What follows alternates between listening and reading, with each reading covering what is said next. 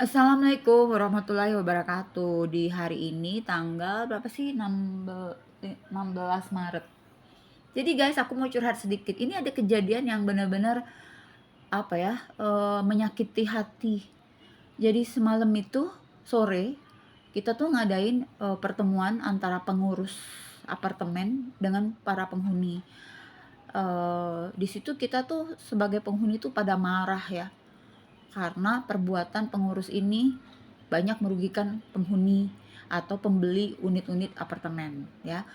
Apartemennya itu lokasinya tuh di Cicadas ya. Aku nggak usah sebutin apartemen apa, tapi lokasinya di Cicadas.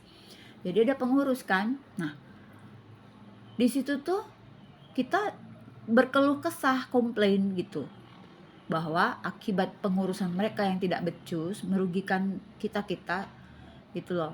Yang udah beli itu gak bisa jual unitnya karena harganya turun. Gimana gak turun guys? Lift aja kita pernah mati 6-6-nya, gak ada lift loh di tower 2 tower itu. Jadi kami harus muter, ngantri kayak orang ngantri sembako, udah gitu harus naik tangga darurat segala macem. Dan itu kan membuat apa ya, itu adalah sebuah indikator buruknya kepengurusan sebuah apartemen ya kan. Dan ditambah lagi si ketuanya ini benar-benar nggak mau dengerin masukan orang.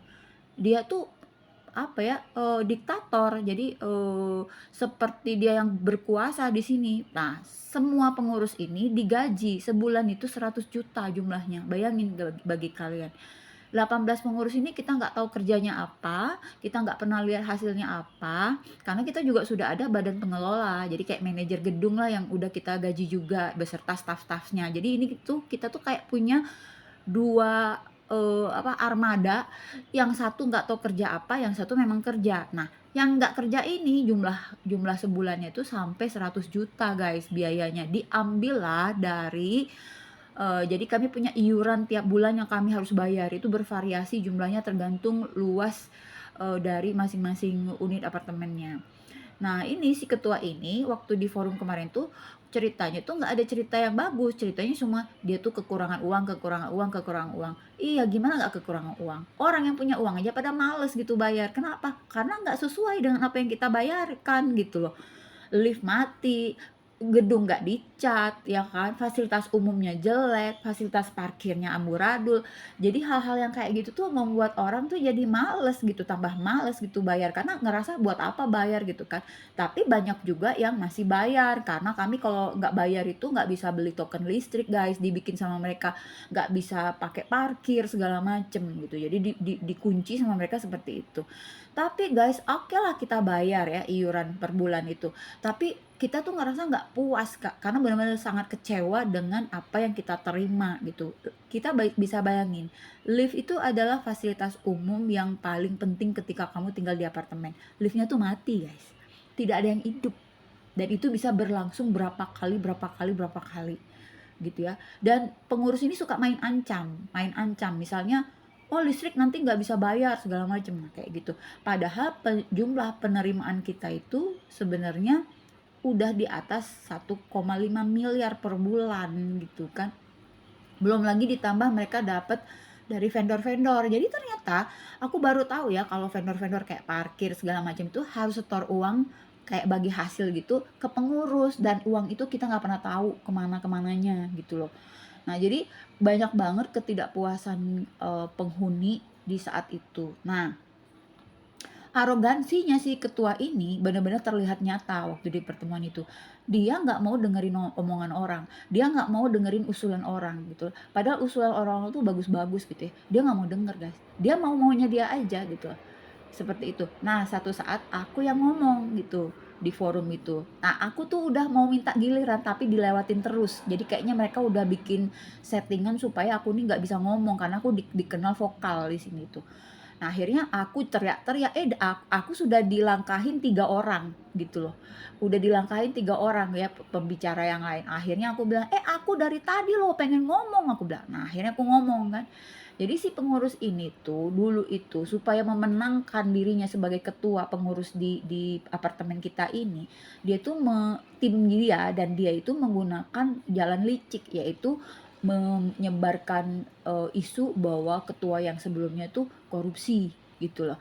Wallahu alam ya, korupsi atau enggak kita nggak peduli ya, cuma itu digunakan sebagai alat untuk menjatuhkan saingannya lah gitu loh. Karena waktu itu si yang lama itu juga tetap pengen mau jadi ketua ceritanya. Ini cerita aja ya, cerita. Jadi kalian nggak tahu tempatnya, aku nggak nyebut nama juga, jadi aku bebaskan bisa cerita apa aja. Nah, jadi si ketua ini setelah dia berhasil menjadi ketua, setelah menanti bertahun-tahun gitu ya untuk menjadi ketua itu, ternyata kepengurusan dia nggak lebih baik, malah lebih buruk guys. Kita selama yang pengurusan yang lama itu lift kita nggak pernah ada yang mati. Tapi di zaman orang yang sekarang ini itu, aduh guys, matinya tuh udah 2 tahun guys. Lift kami 2 itu mati itu udah 2 tahun. Pernah lift tuh mati semua 6-6-nya. Jadi 2 tower tuh nggak ada lift sama sekali. Jadi kalian bayangin kita mesti muter jauh ke tempat lain yang towernya masih ada hidup, dan itu hidup cuma satu liftnya. Jadi kebayang nggak antrian kita itu sampai keluar dari lobi saking banyaknya yang ngantri. Dan kapasitas lift yang tadinya cuma 9 orang itu bisa dipadatin sampai 15 orang. Karena kalau nunggu lagi belum tentu kebagian lagi itu loh liftnya. Jadi separah itu gitu. Jadi aku bilang kan, kalau memang misalnya kamu kamu tahu bahwa sesusah ini misalnya ngurus apartemen, kenapa dulu nafsu banget gitu kan? Kenapa dulu pengen banget sampai Anda tuh melakukan fitnah gitu loh ke pengurus yang sebelumnya gitu loh. Tahu apa yang terjadi? Aku ngasih usulan gampang aja, aku bilang untuk ngumpulin dana gampang. Pengurus yang jumlah gajinya sampai 100 juta sebulan tuh di stop aja gajinya. Nah, gaji itu yang 100 juta tuh kumpulin, saya bilang. Dalam setahun itu dapat 1.200.000.000 bisa beli lift baru. Gitu kan? Atau bisa bayar utang-utang yang lain lah gitu. Itu ya usulan aku banyak gitu ya. Pokoknya ini geleh sekali lah gitu. Tahu apa coba? Dari sekian apa yang aku omongin, dia nggak nanggapin. Kecuali apa coba? Dia menuduh saya memfitnah pengurus yang lama. Loh, kok jadi terbalik? Kok saya malah yang dituduh sebagai pemfitnah ketua yang lama gitu? Justru saya tuh ngebelain ketua yang lama gitu. Akhirnya saya bentak bapak itu. Saya bilang, Anda jangan suka memutarbalikkan omongan orang. Saya bilang gitu. Nah, apa coba? Dia ngancam lah di forum itu. Jadi ini bisa aku aku tuntut dia sebagai pencemaran nama baik aku atau tindakan tidak menyenangkan. Di depan forum itu dia nyuruh saya minta maaf. Ya, suruh saya minta maaf dan mencabut omongan saya. Saya bilang, saya punya faktanya, nanti saya lihat file saya. Karena aku tuh rajin sekali guys, ngumpulin screenshot ya, WA grup itu aku kumpulin semua. Nah, termasuk telepon-telepon semua aku rekam.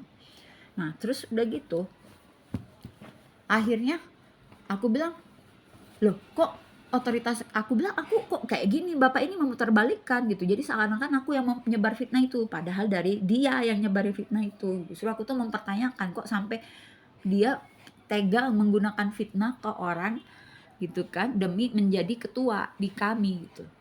Dan akhirnya dia tuh tetap kekeh. Setelah aku minta maaf, aku bilang aku punya file, nanti aku lihat fileku, aku bilang kayak gitu. Kan aku nggak bisa buka file aku di saat forum kan, tapi aku rasa aku punya semua gitu loh. Terus dia bilang dia tetap mau nuntut aku. Jadi bayangin guys arogansinya. Aku sudah minta maaf di forum ya, sudah merendahkan diriku sedemikian rupa. Dia bilang saya tetap tuntut kamu. Ah, sekarang saya balikin. Bapak boleh tuntut saya, nanti saya akan tuntut bapak dan bapak masuk.